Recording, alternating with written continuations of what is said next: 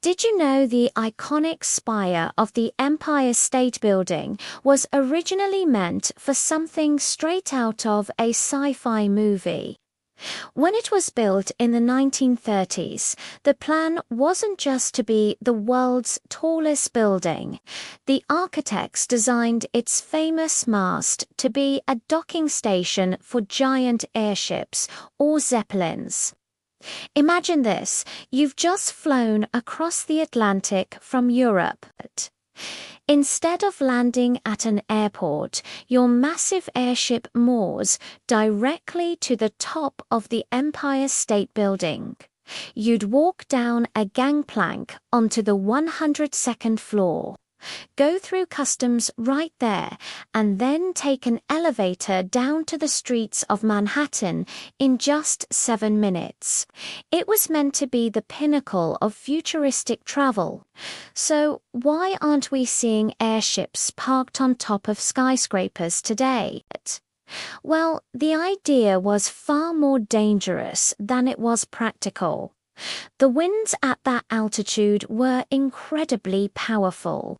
The updrafts created by the building itself made it nearly impossible to hold a massive floating airship steady enough to dock safely. They did try it once. In 1931, a small blimp attempted to moor at the mast. The wind was so intense it nearly flipped the aircraft over. Instead of passengers, the only thing they managed to get to the ground was a bundle of newspapers lowered on a rope. It became very clear very quickly that this plan was a non-starter. The airship dream faded, but the building's story was far from over. About a decade later, on a foggy Saturday morning, July 28, 1945, tragedy struck. A U.S. Army B-25 bomber flying from Massachusetts to New Jersey got lost in the thick fog over New York City.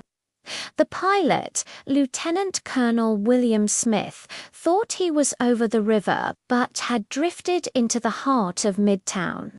Suddenly, the colossal shape of the Empire State Building appeared through the mist. He tried to swerve, but it was too late.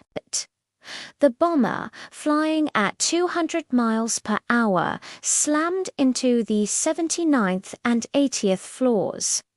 The impact was devastating. The plane's fuel tanks exploded, sending fireballs through the offices and down elevator shafts. 14 people lost their lives that day, 3 crew members on the plane and 11 people in the building. But amidst this disaster, something truly miraculous happened. An elevator operator named Betty Lou Oliver was badly injured by the initial blast. Rescuers put her in an elevator to get her down to the ground for medical help, but the crash had already damaged the cables. The cables snapped, and Betty plummeted 75 stories down to the basement. Incredibly, she survived the fall, setting a Guinness World Record that still stands today for the longest survived elevator fall. The Empire State Building's story is a testament to both human ambition and incredible resilience.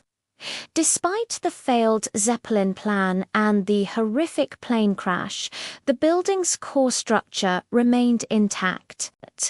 Astonishingly, it was repaired and reopened for business just 48 hours after the crash, proving just how solidly it was built. It's more than just a landmark. It's a symbol of a city that always reaches for the sky and never gives up. Thanks for watching.